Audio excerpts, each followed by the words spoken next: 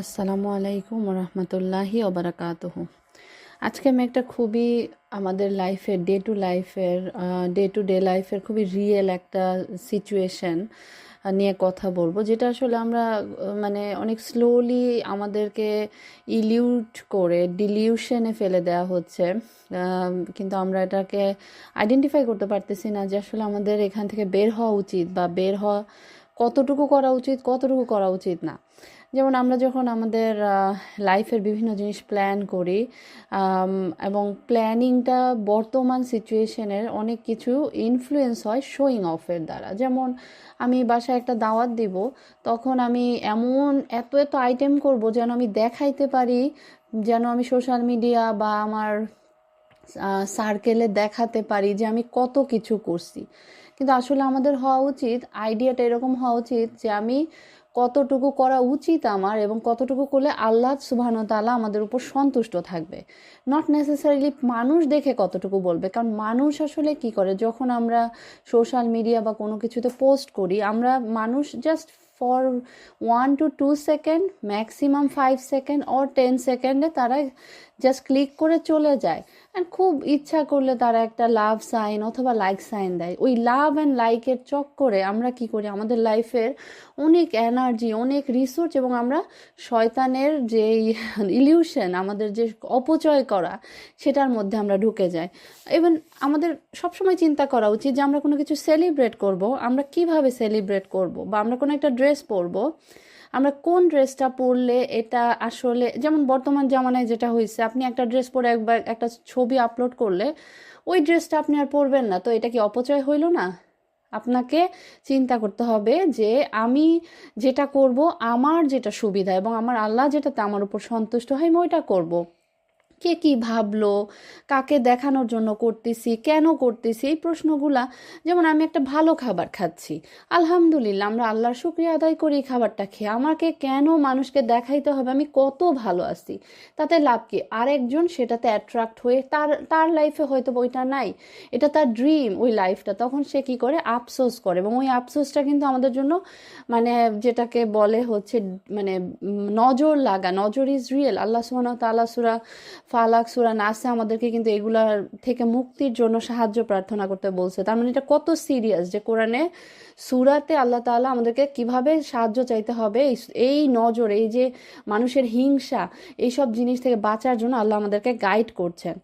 আরেকটা জিনিস, আমরা যখন খুব বেশি দেখানোতে অভ্যস্ত হয়ে যাই, আমরা কি পড়লাম, কি খেলাম, কোথায় গেলাম, আমাদের ফ্যামিলি মেম্বার, আমাদের সেলিব্রেশন, আমাদের আনন্দ দুঃখ সব কিছু যখন আমরা দেখাই, তখন আমরা না আমাদের নিজেদের লাইফটা এনজয় করি না। এবং তখন আমাদের লাইফটা এরকম হয় যে আমরা পারফর্ম করতেছি। Everyone is perform in the social media. Social media প্রত্যেকে পারফর্মার, কে কত ভালো পারফর্ম করতে পারে। এখন তো এমন ট্রেন্ড হয়ে গেছে যে নাচ গান রিলস, বাট এগুলা করে আমরা কিন্তু আমাদের নিজেদের উপর সোশ্যাল প্রেশার ক্রিয়েট করতেছি। আমরা কিন্তু একটা কেজে বন্দি হয়ে যাচ্ছি, যেখানে কেজটা আমাদেরকে কম্প্যারিজন, প্রেশার, এন্ডলেস এক্সপেকটেশনের ভিতরে আটকে দিচ্ছে। কম্প্যারিজন মানে কে কার থেকে বেশি গান ভালো পারলো, কে কার থেকে বেশি ডান্স ভালো পারলো, কে কার থেকে বেশি ভালো কাপড় পরলো। এই যে কম্প্যারিজন, এটাতে কারা বেনিফিট হচ্ছে? বিভিন্ন কোম্পানি বেনিফিট হচ্ছে।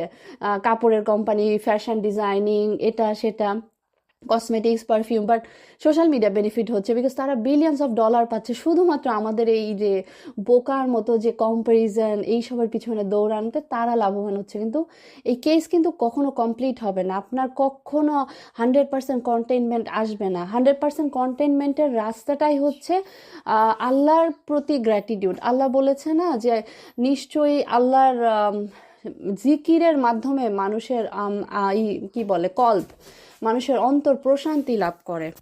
যেমন আল্লাহ সুবহানাহু ওয়া তাআলা 13 নম্বর সূরার 28 নম্বর আয়াতে বলেছেন যে ভ্যারিলি the remembrance of Allah do the heart find rest. মানে হচ্ছে আমরা যত আমাদের ছোট ছোট পাওয়া, ছোট ছোট জিনিসে আল্লাহ তাআলার মানে প্রশংসা করব যে আলহামদুলিল্লাহ আমি এটা পেয়েছি, বা সুবহান আল্লাহ, আল্লাহ এত সুন্দর করে এটা সৃষ্টি করেছে। এই যে বিভিন্ন জিকির আছে যেগুলো আমরা যদি করি, আমরা তত বেশি কন্টেন্ট হতে পারি। এবং কন্টেন্ট হলে আমাদের আসলে ম্যাটার করে না কে আমাকে ভালো বললো, কে আমাকে খারাপ বললো, আমি কতটুকু করব। সব কিছু একটা গাইডলাইন কিন্তু আছে, কিন্তু আমরা ওই গাইডলাইনটা জানি না। এই জন্য আমরা যা দেখতেছি, যেমন একটা সূরা মুলকে আল্লাহ তাআলা বলেছে যারা বুকে ভর দিয়ে চলে, যেমন সূরা মুলকের 22 নম্বর আয়াত আল্লাহ বলতেছেন, যে লোক উপর হয়ে মুখে ভর দিয়ে চলে সেই কি অধিক সৎ পথ প্রাপ্ত, নাকি যে সোজা হয়ে সরল পথে চলে। তো এই আয়াতটা আমি যখন প্রথম পড়ি তখন আসলে এটা সম্পর্কে খুব ভালো ডিটেলস আমার মাথায় আসে নাই। পরবর্তীতে যখন আমি আরেকটু স্টাডি করি আমি যেটা বুঝতে পারি যে উপর হয়ে চলে তো বিভিন্ন প্রাণী। তো আমরা যখন প্রাণীরা কি করে, একটা প্রাণী লাফ দিলে আরেকটা প্রাণীও লাফ দেয়, এবং প্রাণীদের কিন্তু ওই বোধ বুদ্ধি নাই। তো আমরা যখন মানুষরা ওই প্রাণীদের মতো আচরণ করি, কে কি করলো তাই আমার করতে হবে, প্রাণীরা একজন একজনকে কামড় দিয়ে খেয়ে ফেলে, আমরা যখন এরকম একজন একজনের ক্ষতি করার পিছনে লাগি, তখন আমরা কি হই, আল্লাহ যে আমাদেরকে বিবেক বিবেচনা দিয়েছে সেটার কোনো কাজে লাগালাম না, তো আমরা প্রাণীদের মতো হয়ে গেলাম। কিন্তু আল্লাহ কিন্তু আমাদেরকে বোঝার ক্ষমতা দিছে, তো আমাদেরকে ফোকাসটা করতে হবে আল্লাহর দিকে। সো আমরা যখন ফোকাসটা আল্লাহর দিকে করব, যে আমি আল্লাহর সন্তুষ্টির জন্য কতটুকু করব, এমন না যে আল্লাহ বলছে যে কোনো কিছুই করা যাবে না। আমরা এই জন্য প্রথম টার্গেট হচ্ছে আমাদেরকে কিছু নলেজ, বেসিক কিছু নলেজ লাগবে, যেই নলেজটা ছাড়া আসলে আমাদের লাইফ ইনকমপ্লিট। মানে আল্লাহ বলছেন যে কোরআন হচ্ছে কমপ্লিট জীবন ব্যবস্থা। তো এই যে কমপ্লিট একটা জীবন ব্যবস্থা বলে দিছে, আমাদেরকে তো জানতে হবে আসলে এই কমপ্লিট জীবন ব্যবস্থা এই প্যাকেজের মধ্যে কি আছে।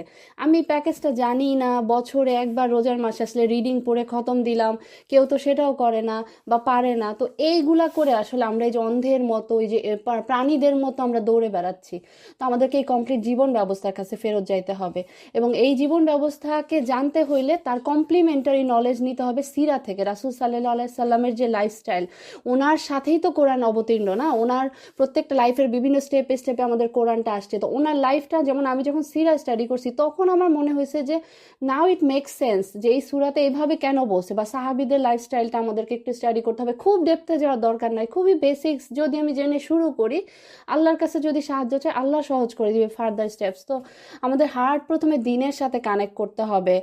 আমরা এনস্লেভড, আমরা যদি আমাদের মানে দুনিয়ার দ্বারা দাস হয়ে যায়, দুনিয়াকে সন্তুষ্ট করতে থাকি, মানে এগুলাতে তো আমরা মানে আমরা যত শোয়িং অফ করব, যত এগুলার মধ্যে সুখ খুঁজতে থাকবো, ততই আমরা কি করব, আমাদের দুনিয়ার দাস হয়ে যাব। কিন্তু আমাদের আল্লাহর আব্দ হতে হবে। আল্লাহর আব্দ হইলেই আমাদের মানে মেইন কন্টেনমেন্ট, এবং এই কন্টেনমেন্ট এবং এই যে বিভিন্ন এগুলোর জন্য আমাদেরকে মেন করতে হবে কোরআনের স্টাডি করতে হবে। আমি বলতেছি না যে একদম ইন ডিটেল তাফসির স্টাডি করতে হবে সব কিছু, আমি বলতেছি যে আমরা খুব বেসিক একটা আয়াত পড়ি, ওই আয়াত নিয়ে আমি কি ভাবছি সেটা চিন্তা করি, এবং আমরা আমাদের লাইকলি মাইন্ডেড যারা মানে দিনের জন্য ডেডিকেটেড, অথবা যারা আল্লাহকে ভয় পায় সেই মানুষগুলা দিয়ে নিজেদেরকে সারাউন্ড করলে, সারাউন্ডিং ইজ ভেরি ইম্পর্টেন্ট, যেটা আমাদের স্পিরিচুয়ালিটিটাকে হেল্প করে। যেমন হচ্ছে আমরা যদি সিরা এবং কোরআন এই দুইটা থেকেই আমরা যদি একটু একটু করে জানার চেষ্টা করি, তখন কিন্তু আমরা কি করব, আমরা অনেক কিছু আমাদের লাইফের যে ফুল প্যাকেজটা যে ক্লিয়ার হবে, এবং তখন আমরা লাইফে ইমপ্লিমেন্ট করতে পারবো যে আসলে আমাদের কিভাবে কিভাবে করা উচিত, কি করা উচিত। যেমন আল্লাহ সুবহানাহু ওয়া তাআলা সূরা আলে ইমরানের 103 নম্বর আয়াতে বলছে যে তোমরা hold firmly to the rope of Allah all together and do not become divided. তো আল্লাহ বলতেছে যে তোমরা আল্লাহর যে রশি, আল্লাহ যে রশিটা দিয়েছে সেটা খুব টাইট করে ধরো। বলে না যে আল্লাহ তোমরা তোমাদেরকে যে রশি, এখন রশি কি, রশি হচ্ছে যেটা আমার আন্ডারস্ট্যান্ডিং, আল্লাহ আমাদেরকে মাফ করুক ভুল থেকে, সেটা হচ্ছে আল্লাহ যে আমাদেরকে জীবন ব্যবস্থা দিয়েছে কোরআন, এইটা হচ্ছে রশি। এই রশি আমরা যদি ধরে রাখি, আমাদেরকে আল্লাহর সন্তুষ্টির জন্য কাজ করার রাস্তা খুঁজে পাওয়া সহজ হবে। তো এই রশিকে আল্লাহ বলছে শক্তভাবে ধরতে। এখন আমি দুই নৌকায় পা দিলাম, আমি দুনিয়ার শোয়িং অফও করলাম, বাসায় এসে কোনো রকম একটা নামাজ পড়লাম। তো এই যে আমরা দুই নৌকায় পা দিয়ে চলতেছি, আমরা কিন্তু একসময় ডুবে যাব। মানে আমি আমার লাইফে অনেক এরকম দেখেছি যে হয়েছে, আমি পারি নাই বা এটা পসিবল না। আমাদেরকে আল্লাহর নেয়ামতগুলো, আল্লাহর এই যে কোরআন হাদিস, এগুলোকে টাইটলি ধরতে হবে, না হলে আমাদের মুক্তি নাই। এবং মুক্তির জন্য আমরা যখন পারবো, আমাদেরকে আল্লাহ যেন সেই কন্টেনমেন্ট, সেই যে আন্ডারস্ট্যান্ডিং দেয়, তাহলেই আমরা মানে মোরালি পিসফুল একটা মানুষ হিসেবে, জাতি হিসেবে আসলে সফলতা পাবো। আল্লাহ আমাদেরকে সেই তৌফিক দান করুক। সবাই ভালো থাকেন। আল্লাহ হাফেজ। আসসালামু আলাইকুম রহমতুল্লাহি ওয়া বারাকাতুহু।